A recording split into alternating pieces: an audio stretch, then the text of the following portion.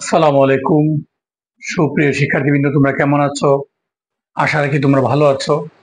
আজকে আমি তোমাদের মাঝে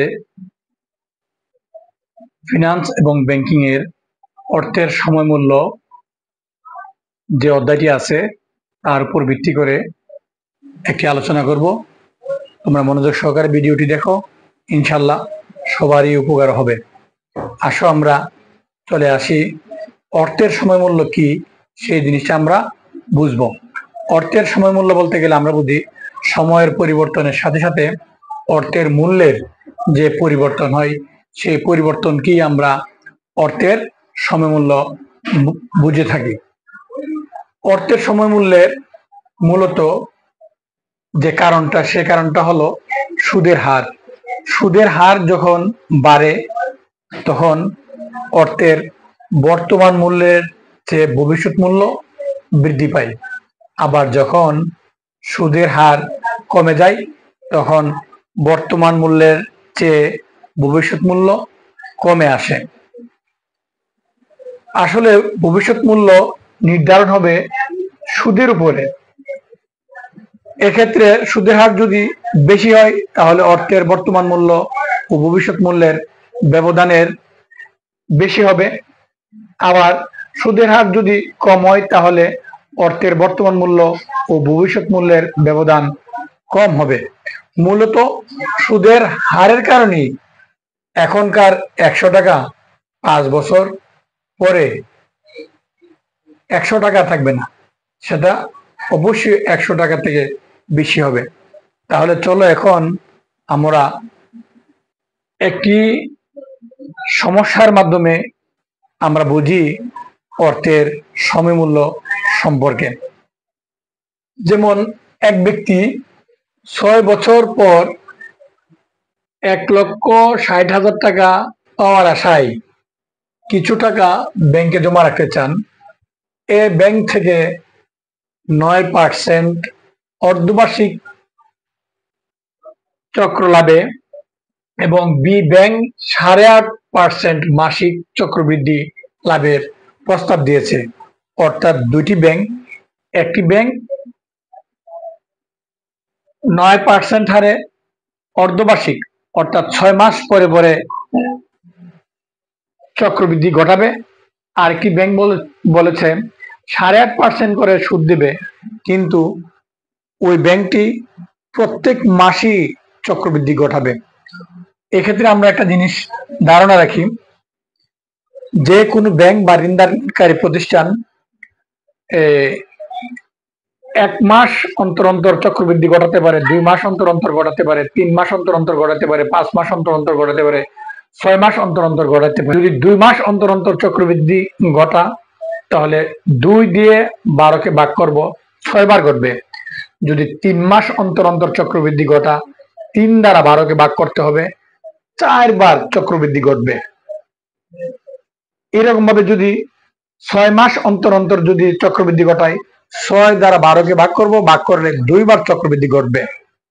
এখন আমরা জানবো চক্রবৃদ্ধি যদি মাসে মাসে ঘটে এটা হলো এক জিনিস, আবার বাৎসরিক যদি ঘটে সেটা হবে অন্যরকম। যেমন ফিউচার ভ্যালু যদি বের করতে চাই বা প্রেজেন্ট ভ্যালু যদি বের করতে চাই, ফিউচার ভ্যালু বের করতে গেলে আমরা জানি future value equal to present value into 1 plus I তার whole to the power N. যদি বাৎসরিক চক্রবৃদ্ধি ঘটে সেই ক্ষেত্রে ফিউচার ভ্যালু বের করার সূত্র হলো এটা। আর যদি আমরা প্রত্যেক মাসে মাসে যদি চক্রবৃদ্ধি ঘটে সে হবে present value into 1 plus I divided M তার whole to the power N M. N হলো নাম্বার অফ ইয়ার আর এম হলো বছরে কয়বার চক্রবৃদ্ধি ঘটেছে। যদি 6 মাস অন্তর অন্তর চক্রবৃদ্ধি ঘটে তাহলে এম এর জায়গাতে হবে 12 দ্বারা ভাগ করলে 2, এখানে হবে 2, আর আই হলো রেট অফ ইন্টারেস্ট, সুদের হার। আমরা আয়ের স্থলে সুদের হার লিখব। এখন যদি আমাদেরকে প্রেজেন্ট ভ্যালু বলে সেই ক্ষেত্রে আমরা লিখব future value divided 1 plus I divided M তার whole to the power M N. N হলো নাম্বার অফ ইয়ার আর এম হলো কতবার চক্রবৃদ্ধি ঘটছে। সেই জিনিসটা যখন আমরা এই সূত্রের মধ্যে বসাবো তখন প্রেজেন্ট ভ্যালু বের হয়ে আসবে। অর্থাৎ আজকে আমি কত টাকা ব্যাংকে জমা দিলে 5 বছর পর 10 বছর পর কত টাকা পাবো, সেটা ব্যাংক তো একটা সুদের মাত্রা বা হার তো অবশ্যই বলে দেবে। এখন আমি আজকে কত টাকা জমা দিলে 10 বছর পরে বা 5 বছর পরে 10 লক্ষ টাকা পাবো বা 15 লক্ষ টাকা পাবো, সেটা ডিপেন্ড করবে ওই ব্যাংকের দেওয়া প্রদত্ত সুদের হারের উপরে। যেমন এখানে এই এক্সাম্পলটা যেটা আমরা দেখলাম, এ ব্যাংকে বলেছেন 9% হারে এবং অর্ধবার্ষিক চক্র অর্থাৎ বছরে 2 বার হবে। আর এখানে বি ব্যাংক বলছে 8.5% মাসিক চক্রবৃদ্ধি লাভের প্রস্তাব দিয়েছেন। তাহলে এখানে বলছে প্রত্যেক মাসে, তাহলে এমের স্থলে এখানে হবে 12 মাস, মানে 12 হবে, এখানের এমের স্থলে হবে 12। আর যেখানে অর্ধবার্ষিকীর কথা বলছে ওই স্থলে এমের স্থলে হবে 2। কেন 2 হলো আমরা বুঝতে পেরেছি, 6 মাস অন্তর অন্তর, 6 মাসে একবার, আবার 6 মাসে একবার, 2 বার।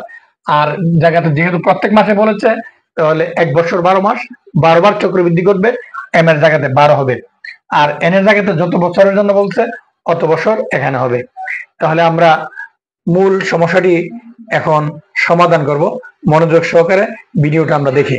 আমরা এখন এ ব্যাংকের প্রস্তাবটিও দেখব এবং বি ব্যাংকের প্রস্তাবটিও দেখব, কারণ এখানে প্রশ্ন দেওয়া হয়েছে কোন ব্যাংকটি লাভজনক হবে ওই ব্যক্তির জন্য। 6 বছরের জন্য উনি কত টাকা পাইতে চান, 1,60,000 টাকা পেতে চান।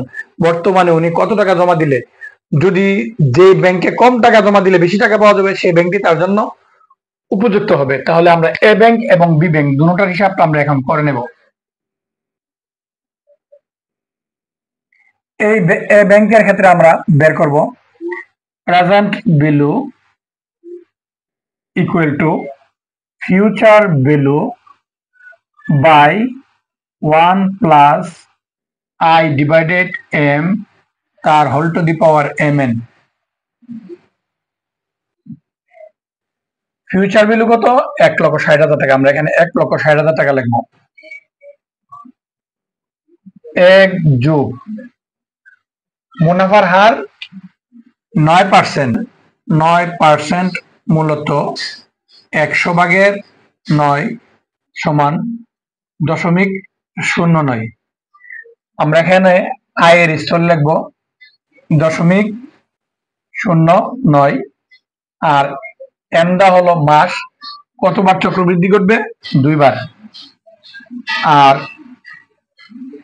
এখানে হবে এম এন, এম এর স্থলে হবে 2, আর এন বলতে গেলে কত বছর, 6 বছর।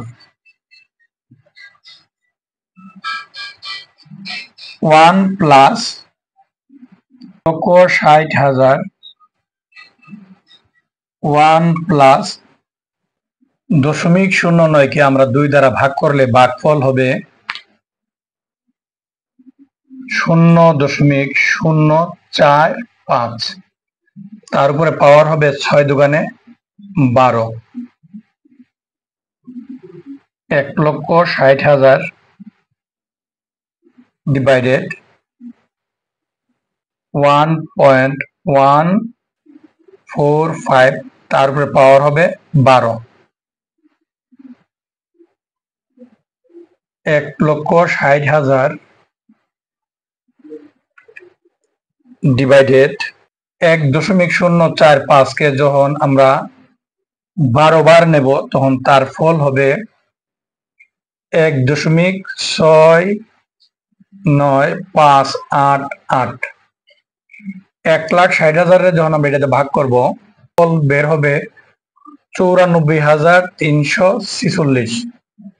94,346 টাকা বর্তমানে জমা রাখলে 6 বছর পরে 1,60,000 টাকা দিবে এ ব্যাংকে। এখন আমরা হিসাব করব বি ব্যাংকে বর্তমানে কত টাকা জমা দিলে 6 বছর পরে 1,60,000 টাকা পাওয়া যাবে? বি ব্যাংকের কন্ডিশন ছিল প্রত্যেক মাসে চক্রবৃদ্ধি ঘটাবে এবং সুদের হার 8.5।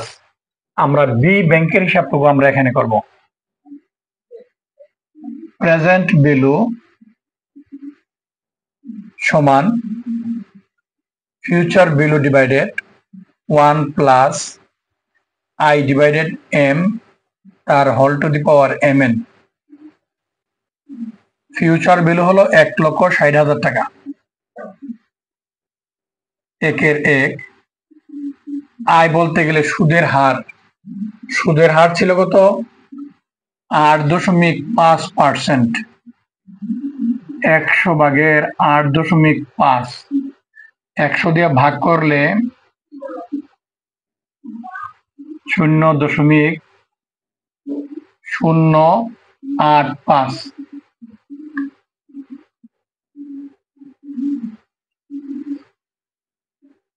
আয়ের স্থল আমরা লিখবো 0.085 আর এম এর স্থলে লিখবো মাসিক চক্রবৃদ্ধি, তাহলে 1 বছরে 12 বার ঘটবে।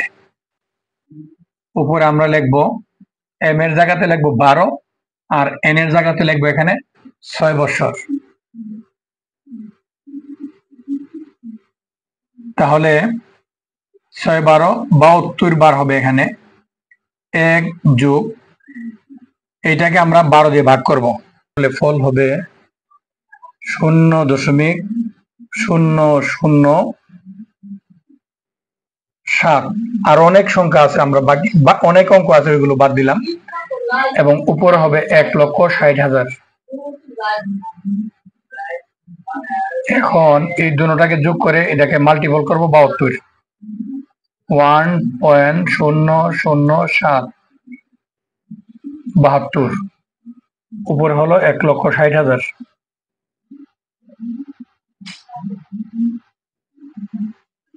এক লক্ষ 60,000 1.007 তাকে যদি আমরা মাল্টিপল 72 যা করি তার ফল হবে 1.652425। এখন 1,60,000 কে এটা দিয়ে ছেড়ে ভাগ করতে হবে।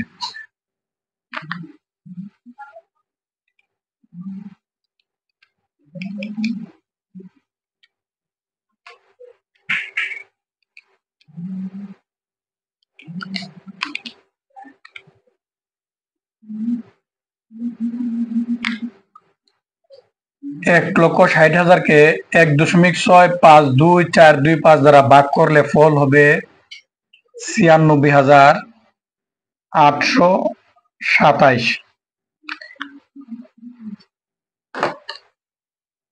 অর্থাৎ 6 বছর পরে 1,60,000 টাকা পাইতে গেলে এ ব্যাংকে জমা দিতে হবে 94,346 টাকা এবং বি ব্যাংকে জমা দিতে হবে 96,827 টাকা। তাহলে যেই ব্যাংকটি টাকা কম জমা দিলে নির্ধারিত তারিখের সময় ওই পরিমাণ টাকা পাওয়া যাবে, ওই ব্যাংকটি যিনি ব্যাংকে টাকা রাখতে চাবেন তার জন্য উপযুক্ত হবে। আশা করি জিনিসটি বোঝাতে পেরেছি। অর্থাৎ সুদের হারের কারণেই বর্তমান মূল্য এবং ভবিষ্যৎ মূল্য মধ্যে পার্থক্য হয়ে থাকে। আশা করি জিনিসটি এই উদাহরণটির মাধ্যমেও বোঝাতে পেরেছি।